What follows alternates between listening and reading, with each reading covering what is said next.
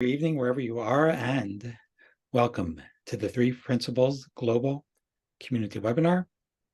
The Three Principles Global Community, or 3PGC, is a nonprofit organization that is committed to bringing an understanding of the three principles as introduced by Sydney Banks to people throughout the world.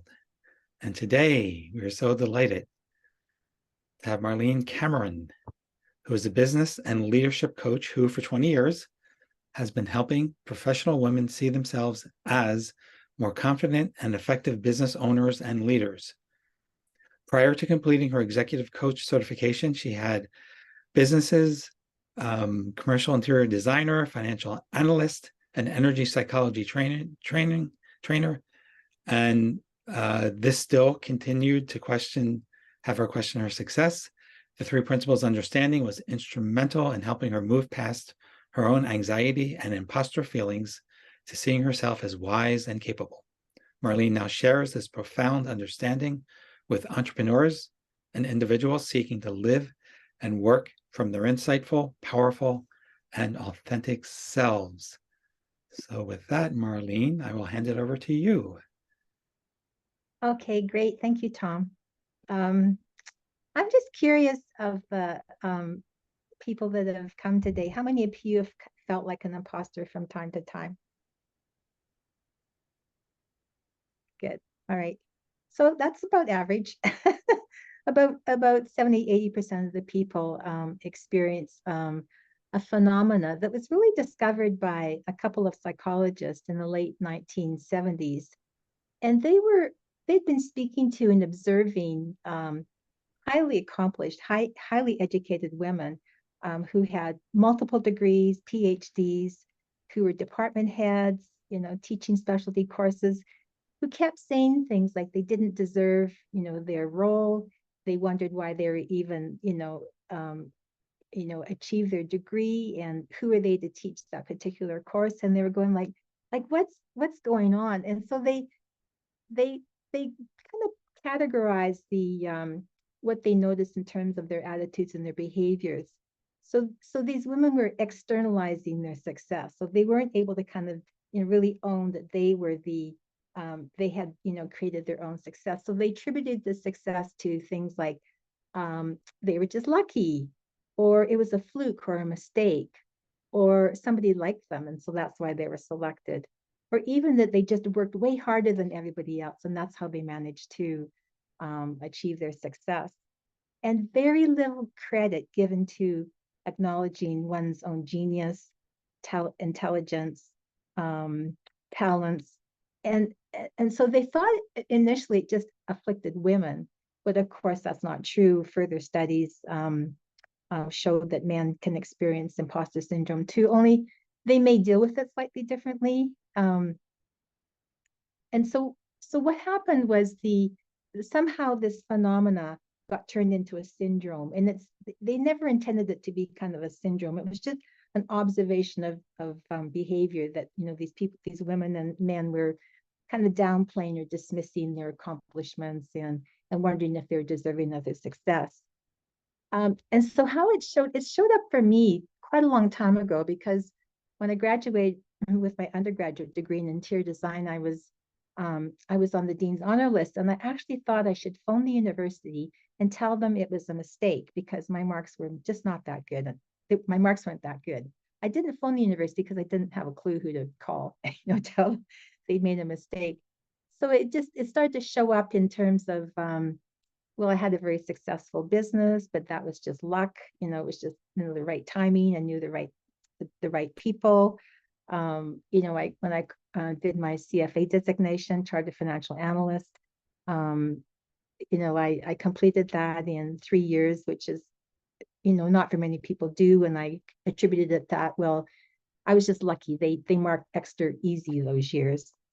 Or just the idea that I was asked to join a team of coaches to work with executives and oil and gas company because somebody liked me. So this is how it played out for me. So you can imagine if you can't really see yourself as capable, intelligent, it's really hard to function in a very sustainable way, because some days I would feel actually quite capable and quite confident, and other days not so much, and in fact, not at all. I would feel very discouraged, like, oh my God, like, I'll never figure this out. What's wrong with me? Like, I just, I'm just struggling and floundering here. And I actually asked a psychology professor many, many years ago. I said to him, what's wrong with me? Because I can see that I am intelligent. I have accomplished many things, but why can't I see that in myself? Or why does it come and go? And he didn't really have the answer. So I struggled with this for a long, long time. And it showed up for me in, I would say, basically four ways. Like, am I good enough? Well, not really. Am I worthy or deserving? Well, not yet. Am I likable? Only if I manage my image. And do I belong? Only if I play the part. So for me, it was a lot of projecting an image of competency and confidence, but I sure didn't feel that way on the inside. So that to me is really the kind of the imposter experience, like this sense of not being congruent or not being authentic. And that I found that really exhausting, going out into business meetings and networking groups and kind of, taking my image along with me and hoping that, people would see that aspect of me when I didn't see it in myself. So others began to notice that this in me too. My former husband said to me one day, like, why don't you write down a list of your accomplishments? And I did, but I could attribute every accomplishment to it being luck, a fluke, being liked, or working extra hard. So that was not helpful. um, and I had a buddy coach I met through Coachfield many, many years ago. And she actually sent me information on imposter syndrome because she was noticing kind of my attitudes and the way I would discount myself. And I just looked at it and I thought, well, that's interesting. But, I didn't really pay much attention to it. And it wasn't until several years later, I was in a business, kind of like a mastermind group. And my colleague had said to me, because we were talking about, connecting with people after we, met them. And she said, why don't you just sit down with people, for coffee and just see if there's anything I could do to help them. And I heard this voice in my head. It was so clear. It said, what would be the point? You have nothing to offer. And it took everything I had not to burst into tears in front of all those people. And so I was a bit of a mess that day. But I decided I do need to get some help with this. So I hired a counselor who used the same technique that I used in my training and coaching practice. And for 6 months, I plowed through my past, and I mean plowed through. And I felt after the 6 months, I sort of come to completion with that attempt to kind of, sort this out. But I can't say that I honestly felt much relief from my continued roller coaster of experience of feeling anxious and insecure, and then feeling confident, and then feeling quite judgmental of myself and judgmental of others, and trying to compete with others. And so I was not a happy camper, even though I maybe gave the impression that I was doing just fine. Thank you very much. So what happened to have that actually brought me to the three principles of understanding? I was noticing some of my students working with their clients, and I could see that the clients were they were kind of making stuff up about the future, like, what if this happens and what if that happens, and getting very emotionally upset about it, very distraught. And so I thought, well, if we could help people distinguish between what was fact and what was fiction, that would go a long way to people seeing that, when they get caught up in their thinking, they would say, oh, wait a minute, I'm just making this up and it's really okay. So I asked a number of my fellow trainers, and one of my colleagues said, you might be interested in this new understanding called the three principles. And so I met with her, and honestly, I had no clue what she was talking about. She said it's a new paradigm, and blah blah blah. But I must have heard something, because I looked for videos on YouTube, and I watched YouTube videos probably for years. Like every day I watched another video, and from all of the, the early teachers and things like that. And so something sort of I call it like the slow drip method. Something sort of kind of started to kind of seep in, if you will. And I joined the Three Principles apprenticeship program. And I would say that for me, there is a bit of a process, if you want to call it that. So first of all, it's like I didn't understand what they were talking about, but something about it had me curious. Like I wanted to hear more. I wanted to, and maybe it was just, being in the feeling of these people who were speaking. There was something about that compelled me to continue to look. And then I begin to understand on an intellectual basis. So, like taking notes and trying to recite what others said about, the principles and what their experience of it was. And then I started playing with it. What if it's true that we're in the experience of our thoughts, and I was feeling really anxious about something? What if I did nothing? What if I just if I could see that, thoughts come and go, and I could come to a better feeling state if I didn't try to fix myself or figure it out, or kind of manage my thinking. And then I noticed there was kind of a gradual integration. Like I started to see, shifts in myself, shifts in other people. And then it's coming to like that understanding where you can see the principles at play, is what I call it. It's like when you're, especially we're in a low mood state, or we're caught up in something. It's like, oh, I know what's going on here. So, so like we can sort of start to step back for it, or detach from it, and start to see more and more that we really are in the experience of our thoughts in the moment, and that I'm not my thoughts, and anything I'm feeling in the moment is temporary. So I started to gain a little confidence that I could let go of kind of managing, controlling, trying to change things, and just see what would evolve on its own. So the first realization came through a somewhat deeper understanding of the power of thought. So I had seen this with my students, clients, and seeing clearly that when they went back to, I call the painful past or the fearful future, because this technique was all about helping people kind of regulate their emotions. And so we're always sort of looking for things to help people regulate, going into the past, or, what do you think is going to happen? So we're kind of inviting them to go there and then help them kind of manage their emotional response to that. So I kind of saw a little bit of that. And then, as I mentioned earlier, I played with doing nothing when I felt anxious.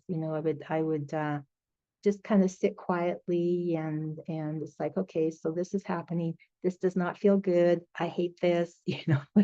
It feels yucky, but just trusting that it's going to move on its own. And then I even if I went like a super deep dive, like I really felt really low that day, it was like, and believing that I'm never going to come out of it, of course, right? It's like I'm stuck here forever. It's almost like that little thought would come up. It's like, why don't you just maybe clean off the top of your desk? Just if you could manage that. So just playing with these little impulses that came in that might help me kind of shift off that feeling very discouraged, even hopeless sometimes.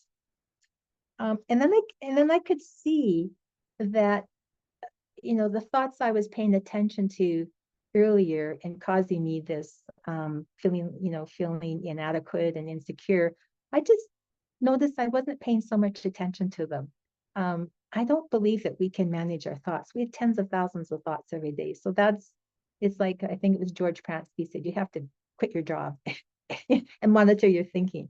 But just noticing that when I'm in my thinking, it's like I don't have to like go down that rabbit hole quite as often as I used to. So the next kind of step for me was understanding more deeply the power of mind. And I had been somewhat familiar with mind because I did study Ernest Holmes and the science of mind for several years. So I kind of got, the mind thing, but I never saw the mind as personal. Like like mind was personal to me.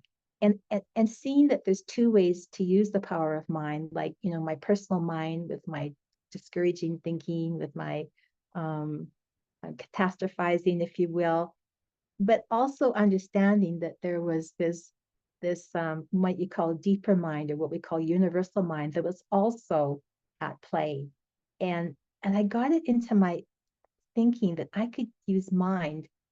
I could have mind as my business partner. So if I could just step away long enough from my overthinking, my analyzing, my trying to figure out, and create space for this, insight and universal mind to participate, then I wouldn't have to figure out everything myself, because I tried to stuff so much information into my mind, my personal mind, all these courses, degrees, diplomas, designations, like I was full, and still struggling. So there must be something to be able to, um, just let that deeper mind kind of emerge on its own, and give it some space through being more reflective. Um, and also understanding that we kind of have our own source of wisdom. So somebody else's wisdom is not necessarily meant for me. And I spent so much time and money and, paying people for their courses because they had figured it out. Like they had a system that really worked for them. And I tried to take on their system, and of course was not very successful with it. And so then I felt like a failure, because like, oh, they're so successful with that. And like, what's the matter with me? So it is almost like counterproductive and expensive. Um, but I had a situation actually quite recently where I experienced my mind being changed. Like I did not set out to change my mind. I was caught up in a situation with a family member, and kind of going around and around and assessing about it. And I went to sleep one night, and I woke up in the morning. It had all of that had just completely cleared off, and it was like, wow, like my mind changed, like like something shifted here, and it wasn't because of my doing. So I could see that, that deeper wisdom, that deeper mind at play, and it was such a great experience. It's like, maybe we don't have to work so hard. Maybe we don't have to, do so much personal development or deep work, or just kind of inviting it in, and allowing it to be, part of our experience and part of our deeper knowing. Um, and really understanding that mind um, is a moment to, it's a moment to moment thing. So I may not know today what I need to know tomorrow, but even trusting that when that moment comes, I'll know, or have some insight, or some just some common sense solution around it. I just started to feel very encouraged, like it's like I'd say I'm not in this by myself. There's actually something here that's supporting me in my work and my life, and so yeah, it's a really nice to kind of see that, and think like, yeah, mine has my back. And even reflecting back to situations where um, something just occurred to me out of the blue to do, and it turned out to be a really great solution or a great direction to go. And so I could see more and more of that, how it's kind of been running the show probably most of the time, and maybe even letting me think that I was, like I was in charge, right? So, so yeah, so that was very helpful and very encouraging.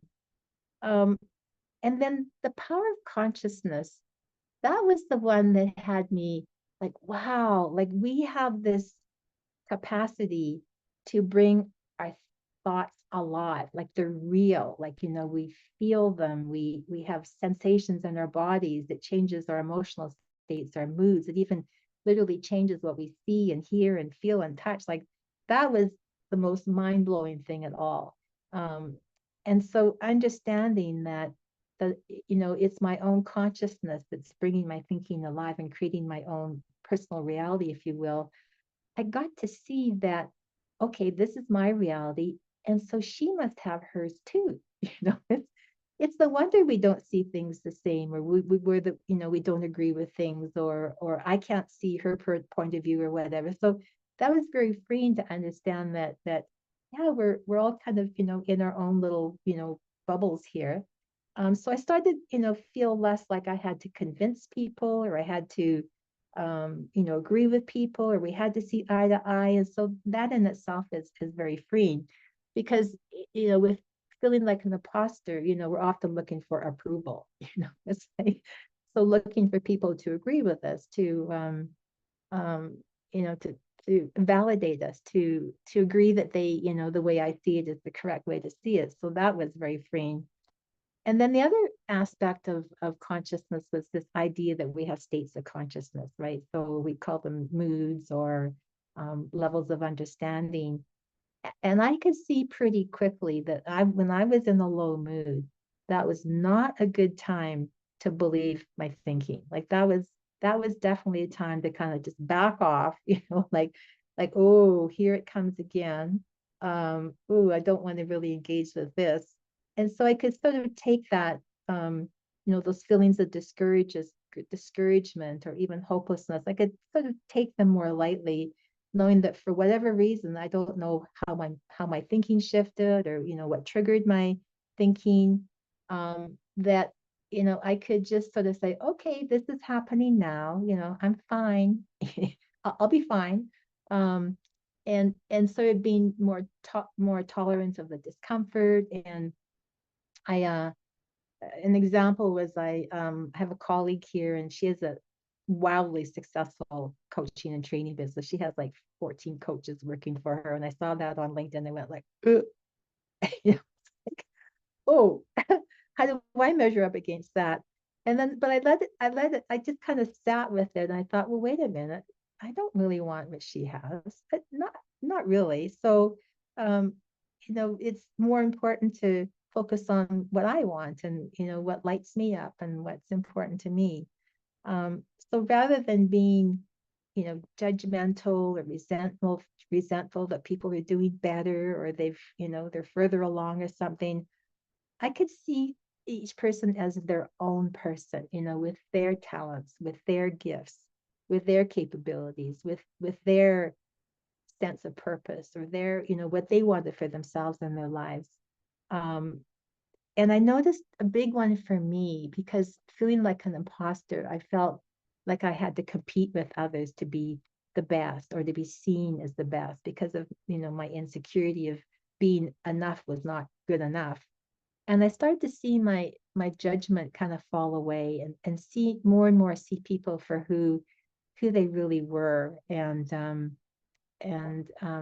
started to actually feel more connected to people, because there wasn't them, and then my, you know my persona that I was playing, and then me. It's like that persona was disappearing, and I could feel actually more present and more connected with other people. And to me, that's probably one of the biggest gifts, that when I go to these business events now, and see people who are on different levels of their business, like I can really appreciate them. I don't feel self-conscious because I'm not at their level.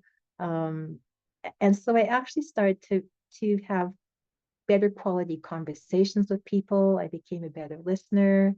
I was able to just really appreciate that each of us is our own stream of consciousness, if you will, with our own talents, our own gifts, our own viewpoints, our own desires. And so that's really freed me up to just be more at ease with myself, more ease with other people.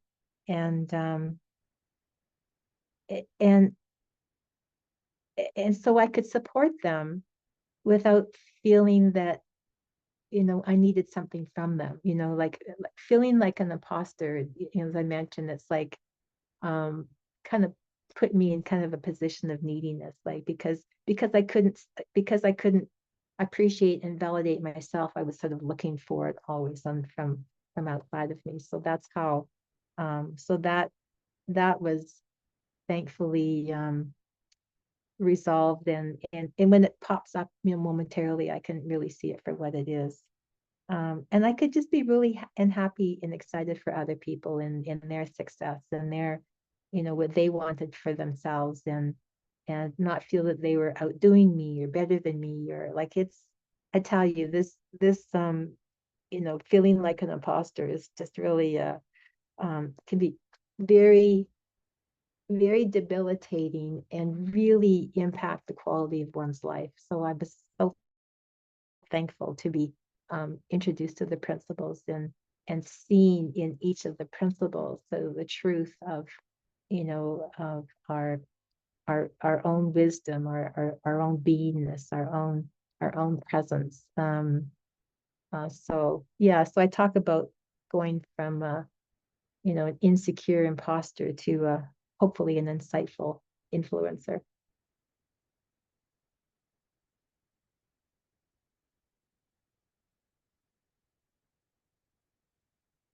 So if anybody has any questions or we're just on the half hour, I'm happy to go a little deeper into anything I've referred to or noticed or experienced, and something that would be potentially helpful to you to see more of the truth of who you are as a kind of your own. I love that, seeing your own your own um, um, your own version of wisdom. Seeing yourself as your own version of wisdom, and seeing what you're what you bring in, just in terms of your presence and your innate wisdom and your innate well-being, and what a gift that is to others. Yeah, great. And if you have a question or you want to discuss or share with Marlene, you can raise your hand. And if you don't know where that is, at the bottom of your screen, there's a reactions button that you can click on, and then there's a raise hand.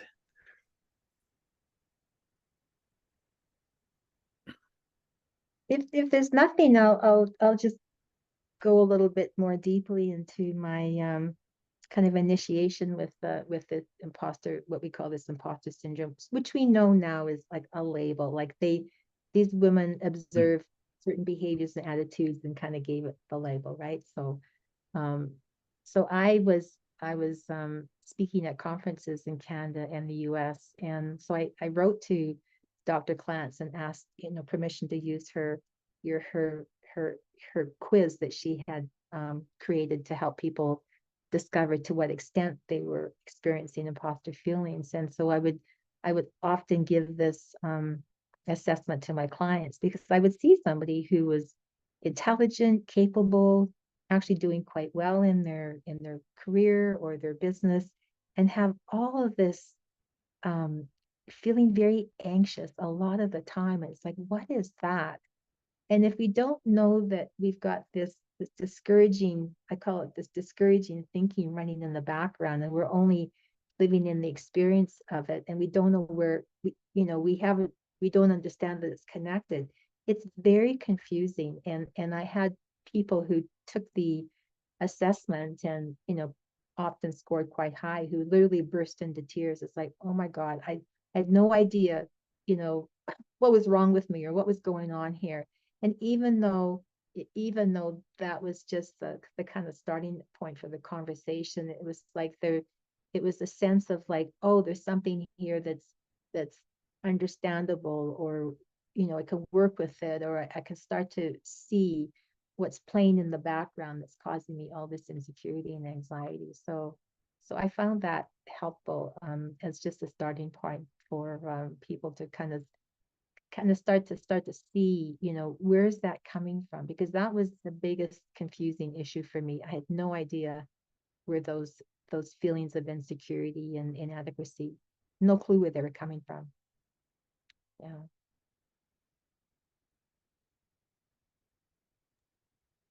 Well, Marlene, as we're waiting for other people to ask questions, I have a question, because Mm-hmm. I think a lot of people who are listening, who have heard you speak, can kind of relate a little bit to your journey. Um, Before the principles, during discovering about them. And I was wondering now, given all that and your continual work with people, what is it like? How do you find the sharing you do with other people? How does it land with people? I imagine there's a whole range of reactions to what you share with people, but can you speak anything on what it's like specifically to try to share the principles? Well, for me, it's the first step is sort of the step that I took. It's like um when people can understand where their experience is coming from, that's a huge leap of understanding. Um, because it's very confusing. It's like, why do I feel that way? Why don't I always feel that way? Why do sometimes I feel good about myself and other times not? Like, so if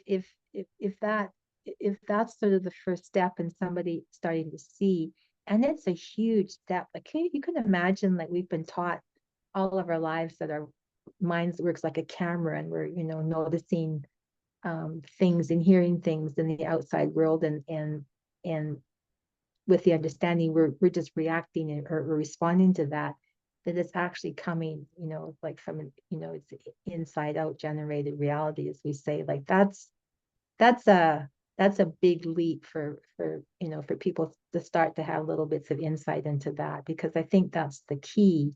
If you feel like you're being kind of tossed around by life, or by your circumstances, it starts to ground people, and it's like, oh, okay, so Mhm. okay, I don't know what I'm thinking at the moment, but I know I feel anxious about something. Would I even be willing just to let it be for a few minutes, and just see what happens? Yeah. Oh, great. Thank you. And we have Andrea, if you want to unmute yourself. Oh, goody, I can unmute myself. Thank you, Marlene. That was lovely. And I could resonate, just frankly with every human being to some degree, Yeah. the labeling gets kind of crazy. But what occurred to me was, the expression of, one card comes out and the whole house of cards just crumbles. And that has to do with, for me, seeing that even the whole image of what the ideal is, or the success is, or the idea that I'm trying to image management, even when the image management's a bad idea, because it just takes up so much work, right? You were really clear about the effort it takes. Exhausting. Yeah, we lose our presence, we have extra thinking going on, and you can feel it with other. I know I can feel it when I'm with someone who's seemingly kind of maybe caught up in their image, because you can feel that they have so much else going on, another agenda. But even beyond that is beyond just the extra work, is seeing, like, the one card that came out is totally made up. Like, who said a successful so-and-so, whatever role or label it is, would look like that? Who said that doesn't fit? Just seeing how made up all that stuff is. It can't stand. There's no new house of cards that can get built around image management and stuff. Once I see it's all made up to begin with, like, who said that's what it looks like? And something I really appreciate about our conversations that we have, Marlene, is that one way that I've kind of challenged myself in that, in terms of, or one way that I caught myself moving into an image of, I'm a 3 principles practitioner. I'm a member of this community. I actually don't usually say practice, but anyway, I'm a member of the 3 principles, community for XYZ number of years or whatever. And then noticing that I'm really adopting a lot of what sounds to me like good 3 principles lingo, and using that just for the sake of the lingo, instead of really answering myself, what do you really mean by that, Andrea? Or is that really, and sometimes finding my own way with my own words or description, even if it sounds somewhat contrary to what someone else is saying. And that has, that I don't care, that it might sound a little different. It's like, I know what I mean and what I'm seeing, and to validate that. And then my other thing that helps with that is, all of you ever noticed that, a lot of our, what we call like the originals that were taught directly by Sid, all have very different and unique ways of talking about mind, consciousness, and thought, or various things along the journey. So that seems okay to me. So I am curious, like, given that you had a lot of background in with other training, and you have certifications all over the place, what was it like for you just being within the Three Principles community and kind of maybe dismantling your own image management? Because you are a very authentic person. So anyway, thanks for letting me toss that out. I'm curious what you might say on that. You know, it felt so effortless because I was just so taken with what people were saying and how they were showing up. It's like, I want to be part of that somehow, or I want to, like be able to show up like that, or, not that I can only do me, but there's something compelling about somebody who's very grounded, and not grounded in their ego thought, but grounded in this, what I call this deeper dimension of ourselves. That's where the authentic, confidence comes. That's from the real common sense solutions come from. That's where the fresh thinking comes from. And just knowing that deeply, it's like, I don't have to worry about, can I figure it out by myself, or, worry about trying to manage my, my image or what people might be thinking about me. Like that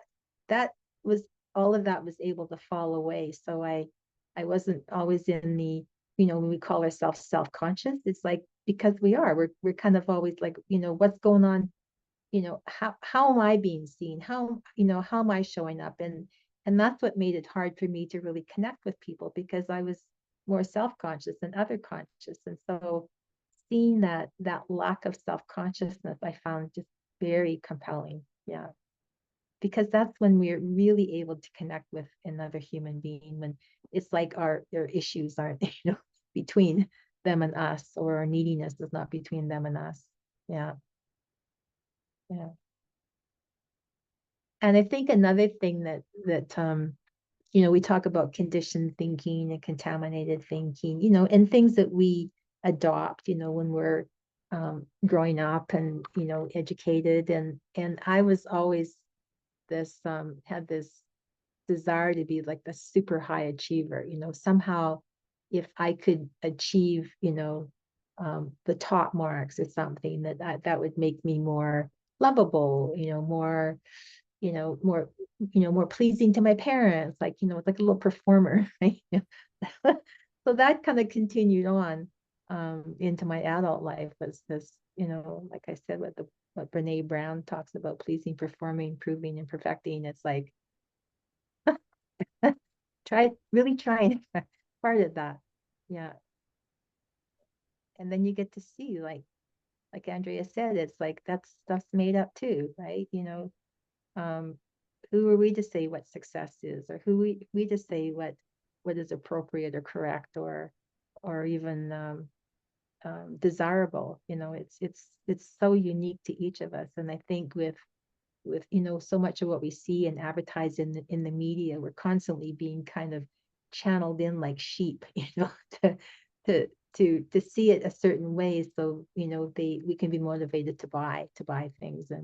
And so it's relentless. I really see that. It's just relentless, like, to kind of really be home in yourself and trust yourself, and not be vulnerable and swayed by all these external factors. All right, thank you. And we have Rick. Rick, if you can unmute. Can you hear me okay? Yeah. Yeah, good. I would put my video on, but I'm kind of driving right now, and that might be a distraction. But I love the conversation, and I love what Andrea just brought up too.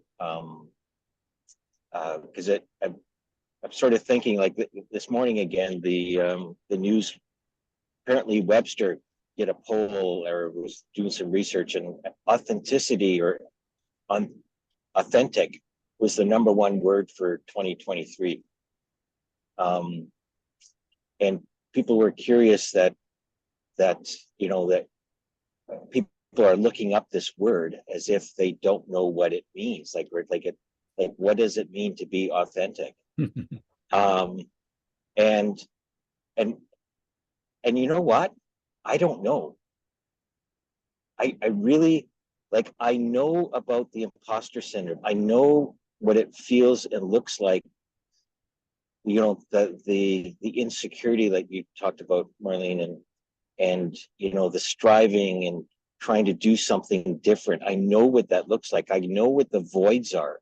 Like, it's like, oh, I gotta take this course, or I gotta read this book, or do this, you know, to be whatever, right? I have this image, but I don't have an image of authenticity. I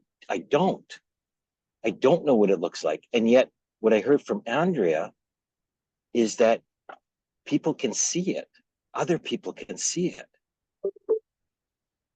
And it's interesting, you know, how it, like, I may not have an image, like a personal image of what that is. Like, it's a total unknown to me. But it's interesting that somebody else can see it, or have it reflected and know it from their point of view. Anyway, I just thought that was kind of interesting as I'm driving. Yeah, thanks, Rick. You know what came up for me when you were kind of reflecting on this authenticity? It's like we literally don't have any thinking about ourselves. Like there's no, how am I doing? There's no, what do they think about me? Well, what should I do next to, you know, create a good impression? Like all of that somehow disappears, and you just show up in the present moment with another human being. And yeah. No, absolutely. Like there's nothing there. There's nothing to yeah. It's weird. Thanks, Marlene. Yeah, it's kind of like what I call being in the, have you ever heard the term being in the zone? Oh, 100%. Yeah, so when people are in the zone, you know, usually they're performing something. Like I've experienced that a couple times playing golf, and and played considerably better than I normally do. And the only difference was I wasn't having any thinking about my game, like zero. You know, like I just stepped up and selected the club and hit the ball. And you know, rather than all of the, oh my God, should I do? What would be the best? You know, like, you know, what I do last time, maybe I could replicate that. And I think that, you know, that authenticity shows up when we're just completely in the moment, performing to our capabilities. Um, uh, yeah, there's no past or future thinking involved, or even speculating involved, you know, going on in our minds about, Yeah. yeah. Like, so like,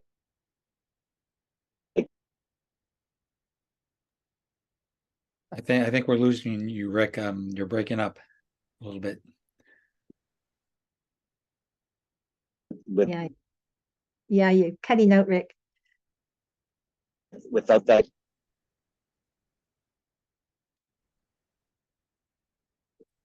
without contaminated thinking. Yeah. Yeah. Like I can recognize that part, but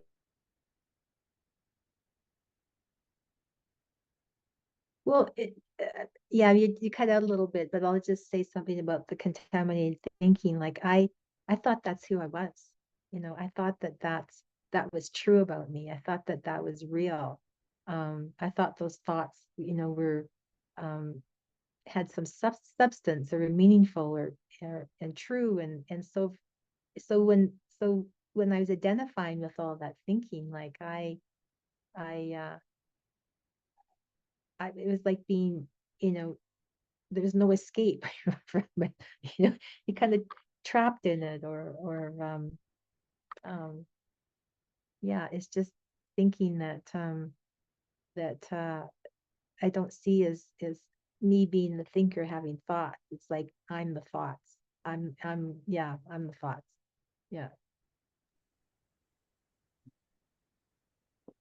I also wanted to go back to something you said earlier that I think is very powerful, and it's also something that people can see, even if they weren't exposed to what we call the principles. When you talked about the researchers and the noticing these behaviors and then labeling it imposter syndrome, then it became a thing. It's not actually a thing. It's a set of observed behaviors that you made a thing out of. And I think that's really powerful because we can see that in other parts of life too, where we have some maybe recurring thoughts, recurring behaviors, and then we add a diagnosis to it or a syndrome to it that then also becomes a further cause of suffering. So it's interesting. You can see how this whole thing plays out just in the creation of a syndrome that is not actually real. Right, because either you have it or you are it, right? Mhm. And it's interesting that they did initially label it a phenomenon. They just was noticing, these women's attitudes and behaviors, but somehow it kind of morphed into a syndrome, which sounds much more serious. And I read an article more recently that a psychologist was proposing that imposter syndrome being included in the DSM-5, which is the whole diagnostic Right. catalog of mental health issues, right? I'm thinking like, oh no, don't do that. It's like, yeah, Yeah. another label that somebody can have or identify with, or yeah. Great. And we have Paula who wants to join in. Thanks, Tom. Hi, Marlene. This Hi, is really Paula. interesting to hear. I want to come back to something you said, and that Tom, you were kind of alluding to as well. I think it's so important for us to recognize, like you said, Marlene, that we are the thinker, having thoughts. This whole piece about identification, am I my contaminated thinking, or am I the wisdom of the universe? Well, honestly, I'm the wisdom of the universe is who I am, and I have contaminated thinking. And that's that distinction for me has been so freeing, to recognize that whenever I am caught up in my conditioning, I mean, that's the nature of what it is to be in human form. But to be able to recognize that I'm having this, that the I am is still there and who I am, and I'm just having a thought created experience that's a product of my conditioning. So again, I really appreciate that you have brought that up, because I think that's such a key, and at least it has been for me, such a key factor in disentangling from all these syndromes and disorders and symptoms that that psychology has decided that we have or are. Yeah, we're described by our behaviors and not who we really are. Yeah, or even capable of. Yeah. Thanks, Paula. That was the as I mentioned, that was the the first big aha for me. It's like, oh, yeah. And then we see it again, and then we see it again, and then we see it again. Right? And then thinking doesn't look like thinking. It looks real and solid and immutable. And then you see it again. So yeah, it's like that I think that's what I find so exciting about this, is that constant discovery and sometimes rediscovery, but maybe more discovery, and just feeling things sort of open up and feel more effortless and feel more freeing and feel more enticing and enjoyable. And yeah, it's like an awakening and an opening that happens.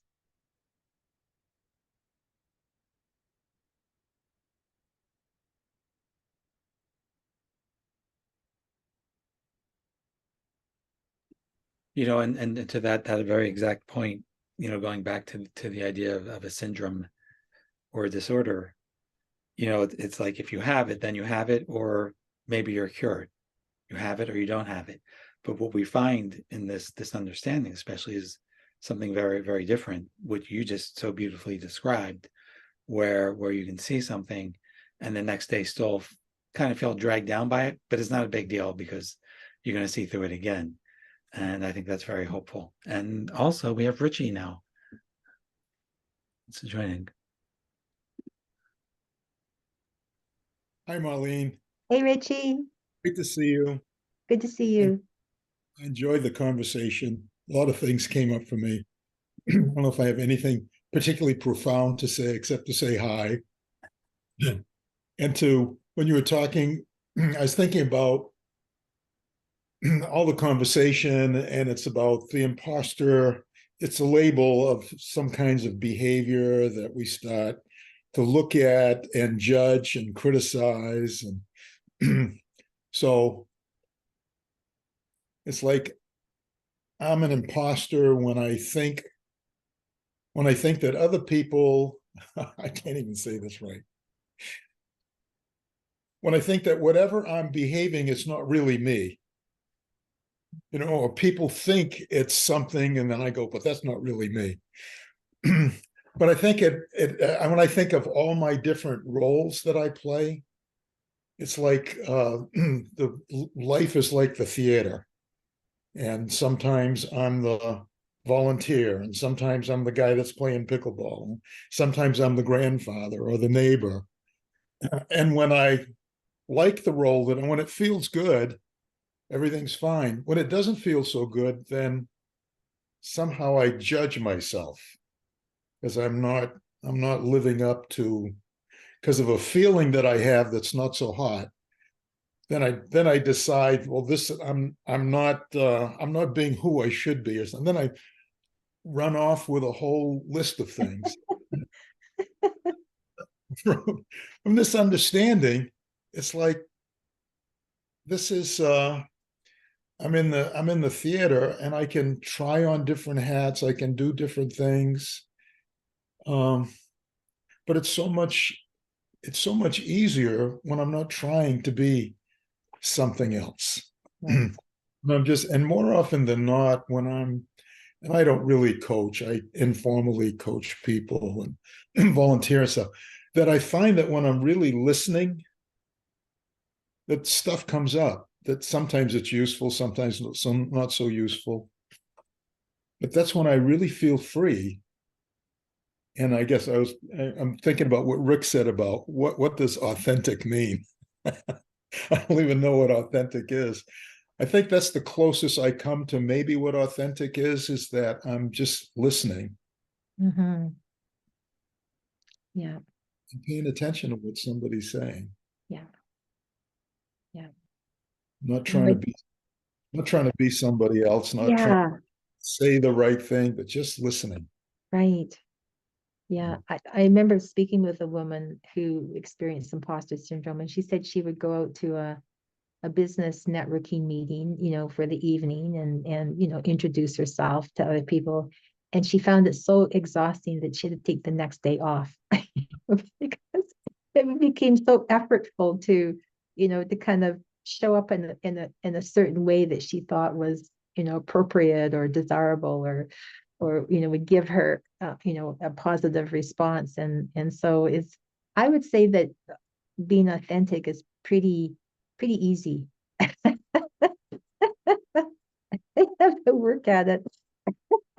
So maybe that's your cue, Richie, if it starts to get effortful. What a burden to try to be in some kind of role all the time. Like, this is who I'm supposed to be. That's just mentioning it is tiring. Yeah. Yeah. Thanks, Mother. It's a Yeah.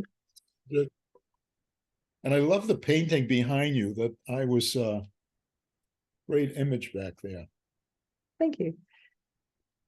The trees being themselves, or as somebody depicted it. Yeah, we don't see nature trying to pretend to to be something that they're think they should be. If you're missing a branch, it's like, well, whatever. Yeah. All right, we have Mike. Hey, Marlene. Hey, everybody. You made reference to, and I'm really enjoying this conversation as well. Thank you. You made reference earlier to someone else creating a system, and then when that's not working for you, feeling like a failure or something to that effect. And that's what I heard you say. And what has come up for me with that is how often, and a lot of my work is in the business world, how often sales teams or sales leaders, they try and have everybody do the same system that was created. And there's hundreds of sales systems out there. And I'm using sales as an example, but like there's probably thousands of different sales systems out there that were all created by someone who really excelled at doing sales a certain way. Yeah. And then I see, and it's happened with me, where it didn't work for me. And not that I'm not talented or good or at sales, it's just that system didn't work for me. So I think that sometimes trying to fit into a system that worked for somebody else can contribute to imposter syndrome. I know that has happened with me where it wasn't. But then when after my journey in the three principles, in my experience with has been very different in that regard, in growing a business and in sales and some other roles that I've had outside of three principles, where I'm relying more on my wisdom and just what's intuitive to me, as opposed to trying to fit into a system. I don't know if we have time, but if you wanted to speak any more to that. But. Well, that's a really good point, Mike, because I think because I had so much insecurity and not really trusting in my own knowledge and so when I go out and pay the big bucks to learn and try to implement somebody else's system, it's like this isn't really working. Like it almost builds on the insecurity, because we're not doing what naturally occurs to us, or how we see a situation, or how we would relate to an individual or circumstance. So it felt like I was being taken further and further away from me, and I kind of had to go cold turkey and quit buying courses because it was like essentially a big distraction, because if this understanding that we are wisdom, and we're our own brand of wisdom, and we're going to do things the way that makes sense to us, or is a good match with our talents, or it's like then we can just kind of settle in and relax into kind of being who we are and doing it our way, without the measuring, comparing, striving to meet somebody else's process or steps. Yeah. Thanks. I liked that point that you brought up, and thanks for expanding on it. Yeah. Great. Thank you, Mike. And Marlene, we're at the top of the hour. Okay. Do you want to say anything in closing? Well, I'm really delighted that you joined today and participated with your questions. This is something that's I've lived with for a long time, and to have substantially come through it and to kind of share what I've discovered with others is the real pleasure and a real privilege. So thank you. Oh, great. And before we say goodbye, I'd like to tell you about the next webinar. It'll be on Tuesday, December 12th at 2 p.m. Eastern. And it'll be with Trinae Horman and Sana Schroll Lonberg. And that'll be, again, Tuesday, December 12th at 2 p.m. Eastern time. And let's feel free to unmute yourself and say thanks and bye to Marlene. Thanks, Marlene. Thank you, Marlene. This was great. Great. Bye, everyone. Good to see everyone. Okay. Bye, everyone. Bye. Thank you. Bye, everyone.